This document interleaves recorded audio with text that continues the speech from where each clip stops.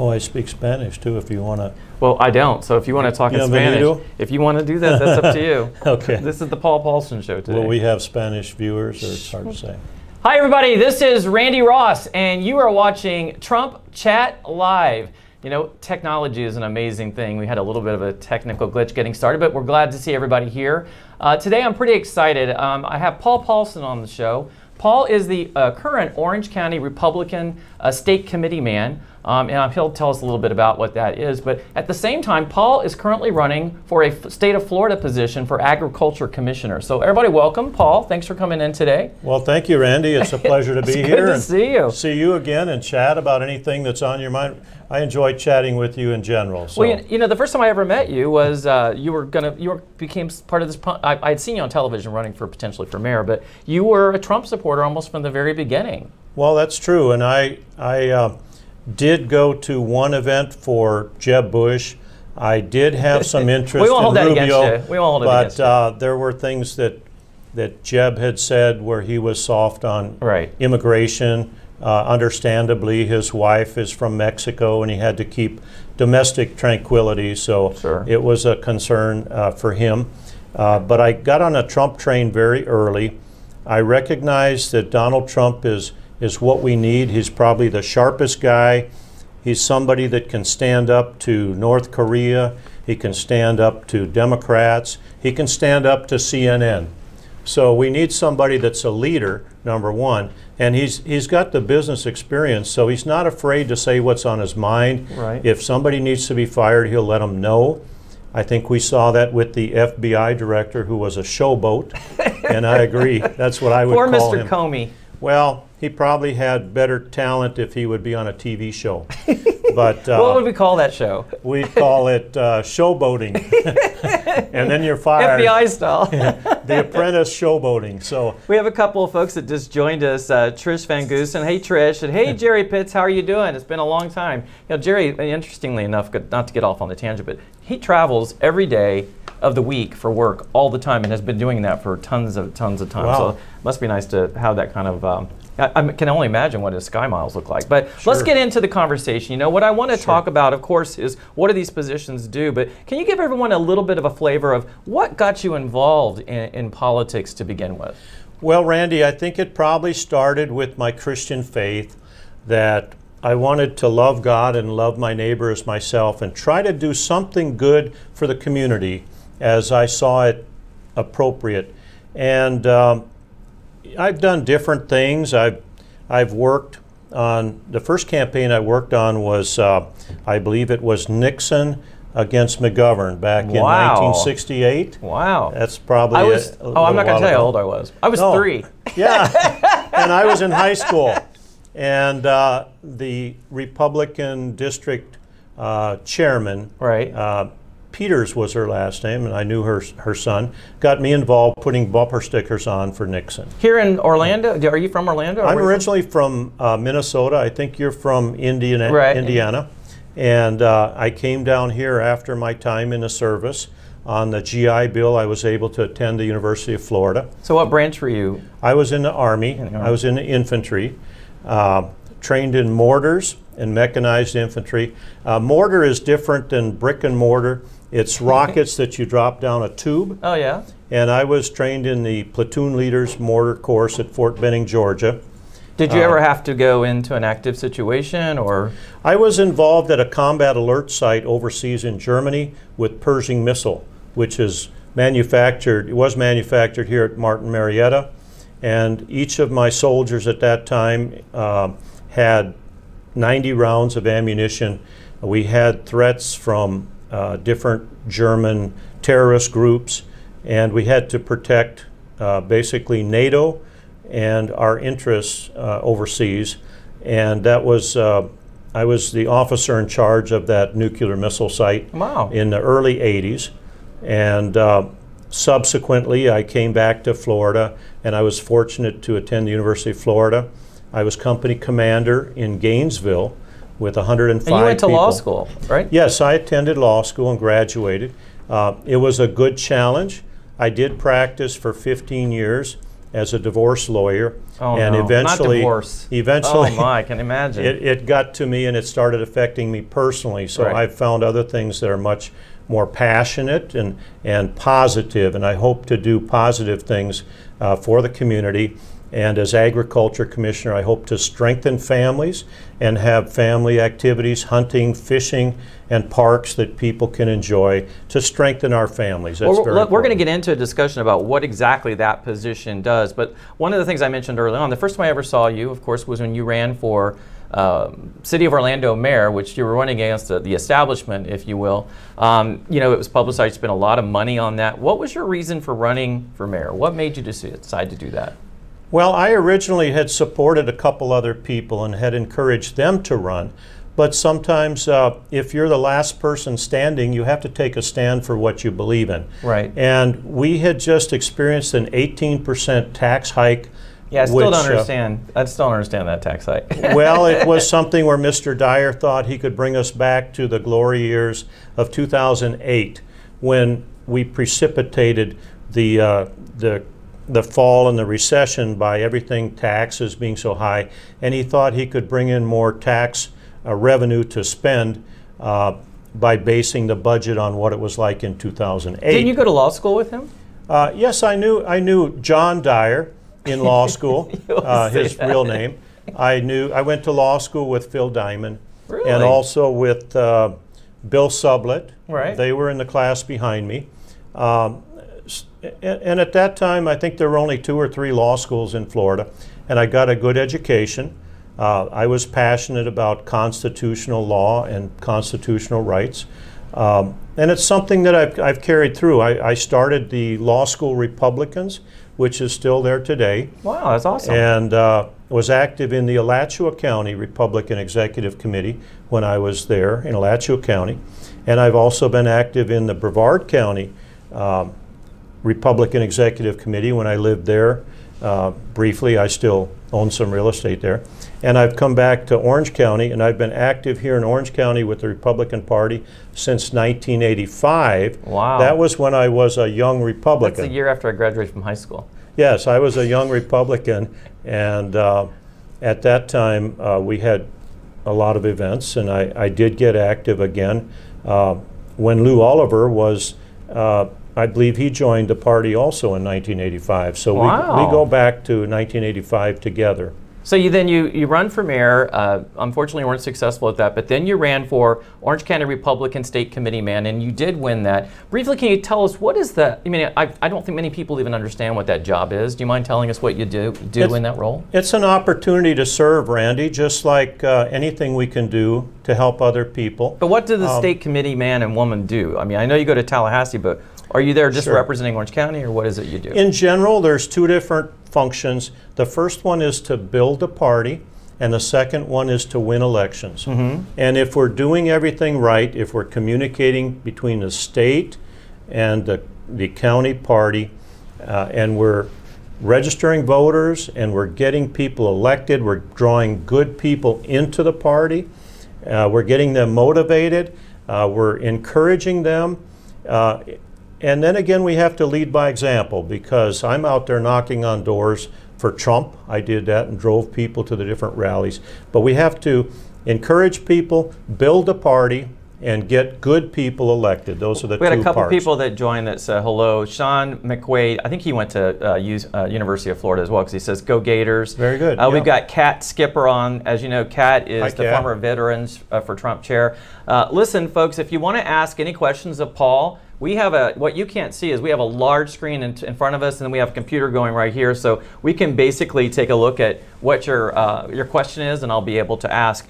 At this point, let's go ahead and transition or pivot into what it is. Why did you decide you're going to run for Agriculture Commissioner? What is it that what are your thoughts behind that position? And that's a big step to run in a statewide office. So it's a very big state, and there's differences in the various communities. For example, South Florida, saludos, yo hablo español también.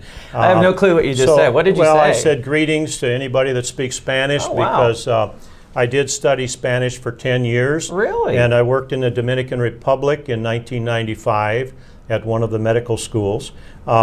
So we have a very big state that has a lot of needs, and they vary from region to region. But this is. But what does the Agriculture Commissioner do? Well, that's a good question, and there's about 19 different divisions. It's kind of a catch-all position for different government functions, regulatory and inspections that the Attorney General did not want to do and the Secretary of State did not want to do.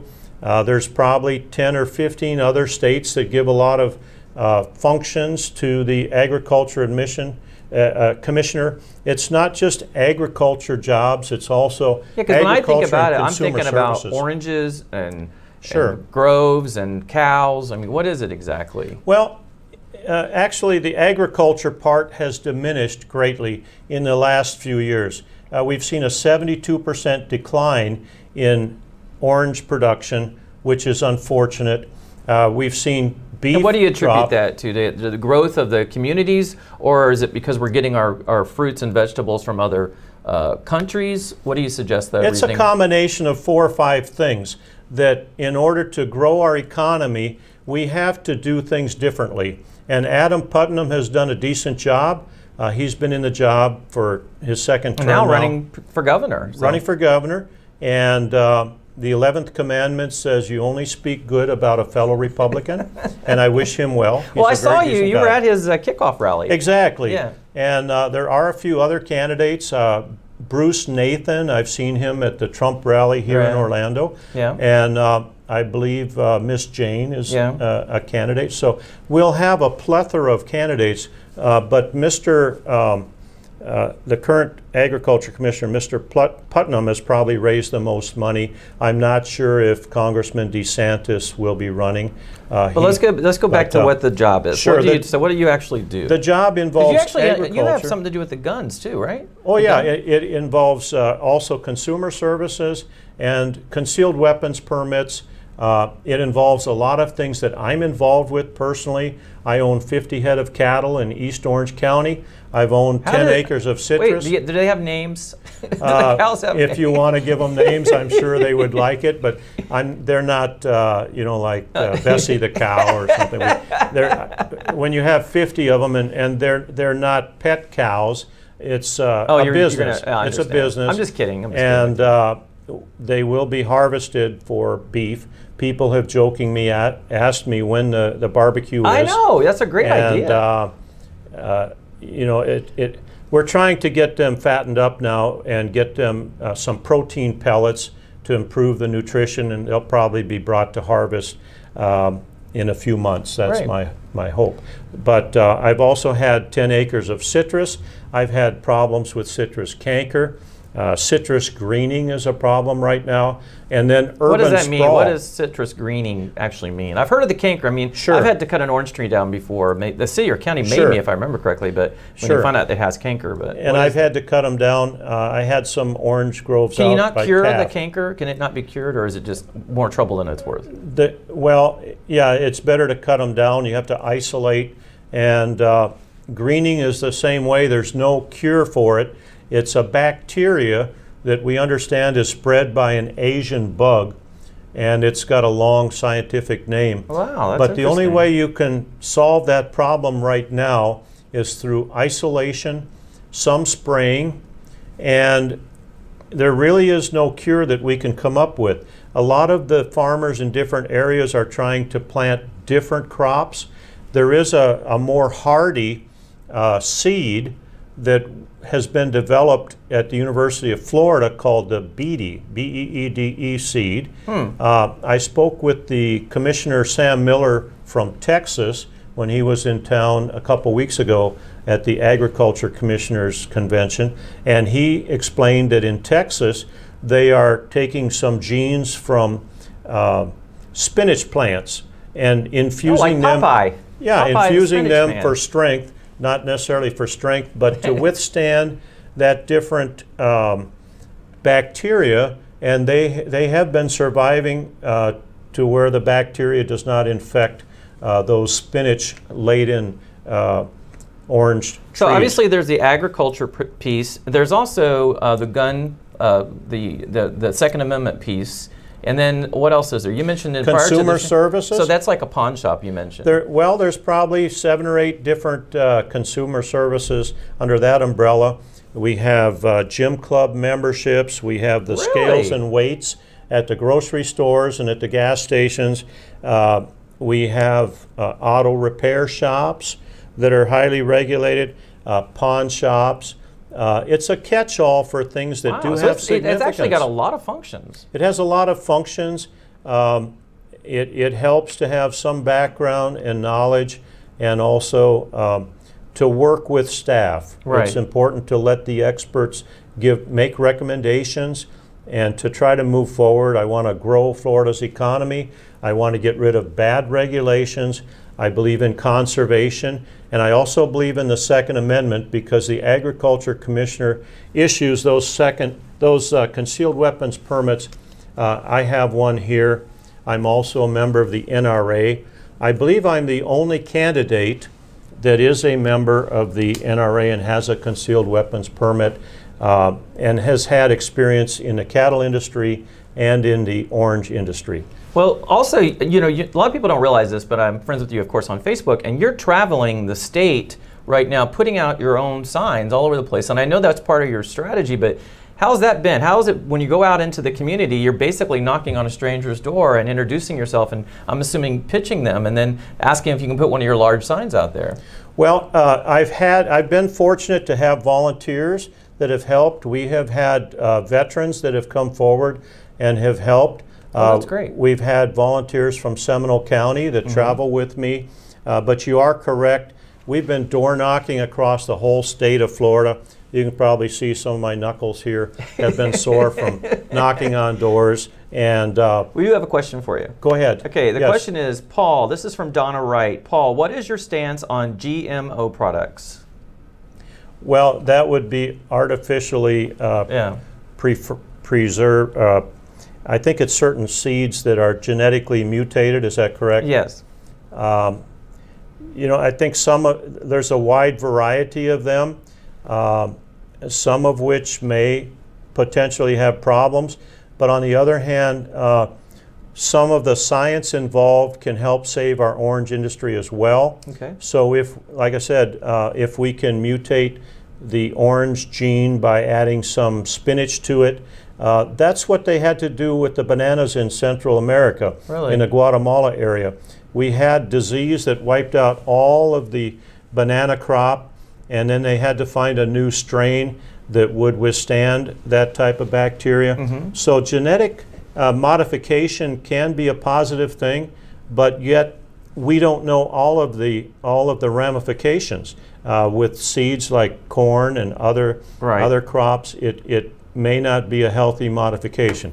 So, this is a point that Sean McQuaid brought up, and I didn't know this either. The Department of Agriculture works with schools for school feeding. I used to work closely with them at the Dairy Council of Florida. Good programs. I didn't realize that as well, that they do that.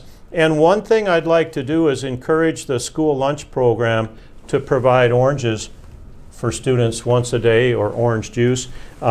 Florida oranges, because when you go to the grocery store right now and you look at that little circle on the bottom where the barcode is, very few of these right now are Florida oranges, and that's a shame. We've seen a 72% drop in production since 2005 in Florida, and I'd like to see what we can do to build a wall to prevent some of these these oranges coming in from South America. Especially Peru is a place that's sending us their oranges. And how do are you suggesting then we need to try to reinvent the citrus industry? Because, you know, that's one of those real fine Yes, it's a combination of things. And if we can't, well, first of all, for the greening problem, it may take 4 or 5 years to get rid of the orange groves that have that infection, and then we have to replant, and it may take 4 or 5 years before they can grow again and produce healthy oranges. That's a problem. In the Jacksonville area, they're growing olives, which has been a very good crop up there. There's a lot of olive oil is expensive. Yes, to replace oranges. We can substitute crops. but we also need to take a stand to protect our industry. Anita Bryant used to say that a day without orange juice is like a morning without sunshine. Oh, Anita Bryant. And yes, a controversial lady. God bless her soul, who's passed away. Oh, that's right. But that's right. She was a spokesperson at one time for oranges, and we have seen such a reduction. We need, Ruben Askew, for example, would give out orange juice at all the Florida welcomed centers. When well, you've been giving them through. out when you go to your various events, right? Yes, and I try to encourage this industry.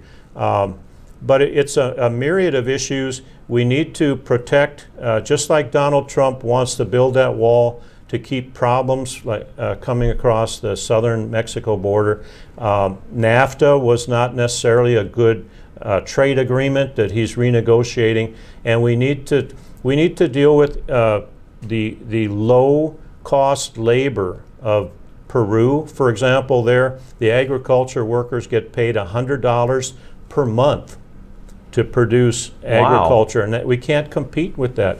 So just like the timber that's coming across from Canada, we need to set up some quotas and work with the U.S. Agriculture Commissioner Perdue to make sure that our farmers are protected and we can have growth here in Florida with the citrus industry. So let's step away from politics just a little bit, because I wanted people to get to know the Paul that I've come to know personally, because you're actually pretty funny. You tell jokes a lot, and you've even sang, as a matter of fact, during the ACREC elections, I think you sang a Christmas carol. So tell us a little bit about the other side of you that's not really political. Just, you have a grandchild, I believe. You have, there's other things about you that a lot of people just don't know. I've been very blessed, Randy, and thank you. I've got 2 boys that are doing well on their own. One is a school teacher. Here in Florida? He teaches in Charleston, okay. South Carolina, 7th grade. He's also a football coach up there for the offensive line at one of the schools. Right. And my second son lives in Pinellas County, and he's active with the Republican Executive Committee there. Really? So it's a family thing. Yeah. We've all, well, he does not want me to involve the grandchildren in political How old are your grandchildren? exploits. I have a granddaughter who's a step-granddaughter through marriage, 6 years old, Joanna. And then I have a grandson who was born the day after Trump got elected. I would have liked to. They should have named him Trump. Should have named him Donald or Trump. But when you have children, you give them a little bit of guidance. Right. You can't control them. It's like friends. Let me tell you that Donna Wright responded back to that. She said, "Thank you. Totally agree. GMO has been done hundreds of years, not necessarily a bad thing." We got a lot of people just joined. Hey, Tamala. Vincent Polite just joined. Alex Rivera, Cynthia Rivas. Oh, there's Tommy Bayshore. We're powered. Our show is brought to you by Bayshore Interactive, and Tommy Bayshore helps us with everything behind the scenes, so we appreciate him so much. Yes. So if I was going to ask you one thing that maybe people don't know about you, what would that one thing maybe be? Well, I'm pretty much transparent. You can ask me anything. No, like a fun thing. Like a fun thing. Like something. I enjoy going to the movies for recreation. What kind of movies do you like? Comedy. Yeah. Larry the Cable Guy out of Sanford, he was my hero. He had a movie, I forget what it was called, where he went to, thought he was going to Iraq, but they dropped him off in Mexico, and he shot up the towns, and I thought that was funny. But I'm pretty much a basic guy. I'm a member of the American Legion, the post in Winter Park. I'm their JAG officer, and I went to the convention on Saturday. I try to help people. It's not all about me or about us two, but I kind of think if you want to get involved in politics, you have to be like a social engineer. Sure. And people that interact, it's a social fabric. We have to care about others more than ourselves, and it's an opportunity to try and improve things for everybody. Orlando and Orange County, we're a cosmopolitan area. Sure. We have people from every country in the world. Right. People speak 5 languages. We have so many people here. It's an opportunity just to embrace All right. brothers and sisters in humanity, and it's a great county here. Tommy just came into our show to tell everybody that our names are reversed on the screen, which I think is kind of funny. But this is Paul Paulson, and I am Randi Ross. Sure. So I want to ask you, you know, President Trump gets a lot of flack. I mean, obviously during the campaign, a lot of scrutiny came on both sides. He's been in office now about 7 months or so. What do you like best about what our president is currently doing? What is it you admire? I like what he's doing. And again, people can criticize his personality. I'm sure we could all be criticized for something that they don't like about us, some personal quirk. Right. But Donald Trump is a leader. He's somebody who's a successful business person. He's somebody that we can admire, and we can all be successful like him. If we work hard, we work smart, we focus on a business. That's what the American dream is about. Yes, Americans, I can. That's the end of American. And Republicans, yes, I can. And granted, Hillary's version was it takes a village, but it also takes individuals. Sure. And Donald Trump has been a rugged individual, and the reason he's been getting criticism is because people have to let go of the fact that Hillary lost. Okay? Yes, she did. was not the greatest candidate. She had a lot of baggage, and I knew he was going to win the day of the election when I went to Boston Market. There was an African American woman working behind the counter, probably 22 or 23 years old, and she had a sticker that said, "I voted." And I said, "Can I ask you a personal question? Did you vote for Trump or did you vote for Hillary? And can you tell me why? Because I'm just curious." She said, "I voted for Trump." Wow. "And can you tell me why?" She said, "Hillary had too much baggage, and she was pro-abortion." And those were the two things that were important to her. Well, she certainly was a flawed candidate. You know, what gives you, when you look at the media and how they constantly, and I'm just laughing at all these meme videos that are out there right now where they put CNN on the heads of I mean, it's brilliant. I don't even think President Trump really just knew what he was doing when he created that first one, but what do you think about, has your view of the media changed as related to, it's, you know, we grew up kind of in the same genre of Walter Cronkite and some of that, and certainly we don't see that anymore. How do you feel the media is treating the president? Is it fair, unfair? What are your thoughts? Well, it's definitely unfair. They're sneaky, and they're not being, there's a lot of this fake news. You know, I have had some interaction with the media as well, and well, that's when you ran for mayor. They gave you a hard time when you were running for mayor. Well, sure. We had interviews that were based upon pretext that, right, well, you know, we want you to come down to City Hall, we're going to do an interview, and then they would try to plant a few trick questions. There's a distrust, and I'm glad that Trump is doing what he's doing because I've seen it myself. You've witnessed it firsthand. And I've experienced it, yeah, sure. And you know, we have a newspaper in Orlando that is called the Slantinal. And the sad thing is, when I ran previously for mayor, they changed the top of their paper to say trusted, local, balanced, which were probably three untrue things. Sure. Because number one, they still are owned by the Chicago Tribune, and the Chicago Tribune publishes editorials regularly in the Orlando Sentinel, and they need to be called out for that untruthful statement. Sure. They're not balanced. We know that they are terribly liberal, and they're not trusted. I certainly would be very careful what I would say to a reporter, right, and I have certainly had things they do tend to try to misconstrue. Yeah, that's definitely where they true. would take, for example, they would take find experts from out of state to try to criticize things. And I can understand exactly, and I'm glad that Trump is calling the media out because they have been bullies, they have been promoting false stories. The Harvard study said that, what was it, 93% of the press against Donald Trump has been negative. Absolutely. It's ridiculous. I mean, the entire show, The View, is just centered around attacking him. But I want to get to a couple more questions. Yes, I want sir. to make sure I give you a couple minutes to wrap up what your plans are for agriculture. What is on your bucket list? You know, you've had a very blessed life. You've been able to pretty much do whatever you want to do. You're now running for a statewide position, you know, for Florida Agriculture Commissioner. But what's on your bucket list that you haven't done that you think somewhere in the future you'd like to do? Well, I've done a lot of things. I've been blessed to travel with the Army. I was overseas with one tour, and I've been fortunate to serve our country in different ways. I would just want to continue to be able to serve other people, to share God's love to everyone as a part of my Christian faith, and I respect other religions as well. I would like to spend more time with my grandchildren, and just to be a part of this great cosmopolitan county and our state. We have so many great things going for us. People are moving down here.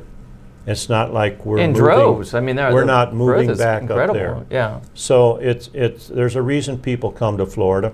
It's not only the climate, but we get along with everybody, and that's the great thing about Florida. We do care about each other. Before we get into the wrap up and give you a chance to kind of state your case again for Agriculture Commissioner, if people want to volunteer on your campaign, if they want to donate to your campaign, do you have a Facebook page, a website? How can they go to get involved? Yes, certainly, Randy. paulpaulson.org is our website. I say again, paulpaulson.org if you want to go there. We have a Facebook site. And we'll post that in the comments as well, so that if certainly. people want to watch this back, they can do that. I noticed that you're having an Orange County Trump Group internship. Yes. Our campaign is also having an internship that's great. For college students that would like to get involved. We have got several people, veterans, Second Amendment people. We've got a women's group that are getting connected to help us with the campaign. And so it's just an opportunity to get around, and I've been very blessed by the way people have responded. Well, you certainly have a lot of name recognition here in Orlando and the Central Florida area. Paul, let's go ahead and give you a couple of minutes here to kind of make your case as to why you should be the next Agriculture Commissioner. I want to make sure I say thank you for being here. We wish you a lot of luck. Thank you for always supporting President Trump. From as long as I've known you, at least personally, I've seen you be out there and be very supportive, and we do appreciate that. I know the President appreciates that. Hey, he got our names right. Yay! Very good. Thank you, Tommy. You can't see Tommy Bayshore's. You're the better looking guy, Randy. So. But go ahead, Paul, tell us a little bit about what that wrap-up statement. Well, I'm running for Agriculture Commissioner because I believe and I'm passionate about 4 issues: growing Florida's economy, cutting bad regulations, conservation, and the Second Amendment, especially for veterans.